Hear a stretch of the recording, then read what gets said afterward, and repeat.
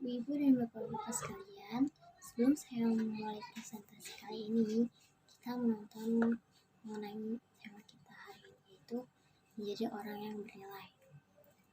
Sobat hebat, saya akan bercerita tentang kisah sebongkah emas yang bertemu dengan sebongkah tanah. Emas berkata pada tanah, "Coba lihat dirimu, suram dan lemah. Apakah engkau memiliki cahaya mengkilat seperti aku?"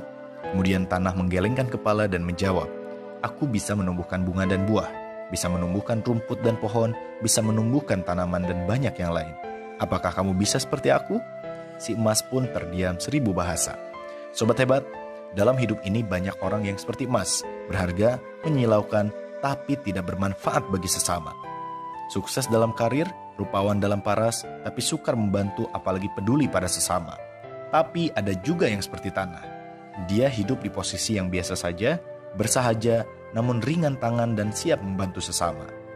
Makna dari kehidupan bukanlah terletak pada seberapa bernilainya diri kita, tapi seberapa besar manfaatnya diri kita bagi orang lain.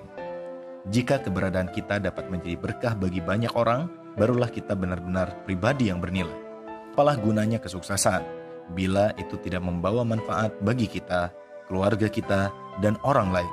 Apalah arti kemakmuran bila tidak berbagi pada yang membutuhkan?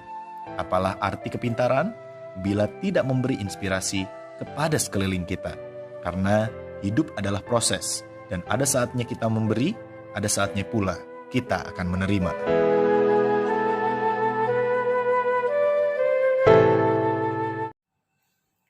Bapak Ibu, setelah kita menonton video tadi, kita mendapat pelajaran, yaitu jadilah orang yang sederhana namun berguna bagi orang lain. Bersama saya Meica dari Pamutiara, selama beberapa menit ke depan, kita akan membahas mengenai bagaimana cara menjadi pribadi yang bernilai. Assalamualaikum warahmatullahi wabarakatuh. Yang pertama, apa itu pribadi yang bernilai? Pribadi yang bernilai itu adalah pribadi yang memiliki kualitas tertentu dalam diri seseorang. Pribadi yang bernilai itu mencintai diri sendiri dan tidak pernah membandingkan dirinya sendiri dengan orang lain. Nah, maksud dari memiliki kualitas dalam diri adalah kumpulan dari nilai, karakter, sikap, cara berpikir, dan kebiasaan yang dimiliki oleh seseorang. Dengan meningkatkan salah satu dari 5 poin tadi, secara tidak langsung kualitas diri itu akan berubah. Setelah itu, yang kedua itu, untuk siapa sih pribadi yang bernilai itu? Menurut saya, untuk diri sendiri. Mengapa demikian? Karena pribadi yang bernilai itu kita yang buat dan kita yang mencapainya sendiri. Yang ketiga yaitu, kenapa sih kita harus menjadi pribadi yang bernilai? Karena dengan pribadi yang bernilai itu menunjukkan kalau kita mempunyai kualitas diri dan memberikan dampak yang positif sekitar. Maka dari itu kita harus menjadi pribadi yang bernilai.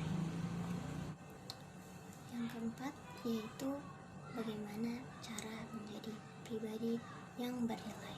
Menurut saya ada 3 tahap, yaitu menentukan tujuan, mempelajari hal baru, bersyukur, dan bahagia. Menentukan tujuan itu maksudnya gimana? Menentukan tujuan di dalam hidup merupakan hal yang sangat-sangat penting. Dengan memiliki tujuan, kita akan lebih bersemangat dalam menjalani hidup, karena berpikir bahwa ada hal yang harus kita raih dalam hidup. Yang kedua yaitu mempelajari hal baru. Hidup ini gak akan pernah lepas dari yang namanya belajar, dan belajar. Kita belajar dari hal-hal kecil, misalnya belajar bermain alat musik, belajar bahasa baru, belajar bernyanyi, dan yang lainnya. Yang ketiga yaitu bersyukur dan bahagia. Kita tidak akan pernah bahagia jika kita tidak bersyukur. Belajarlah untuk bersyukur atas apa yang kita alami. Jika kita bersyukur, kebahagiaan pun akan menghampiri kita dengan sendirinya. Untuk menjadi orang yang bernilai, menurut Albert Einstein, orang sukses mengambil lebih banyak keuntungan daripada kehidupan ketimbang yang diberikan. Sedangkan orang yang bernilai memberi lebih banyak keuntungan kepada kehidupan daripada Saya Mencari Mutiara. Assalamualaikum warahmatullahi wabarakatuh.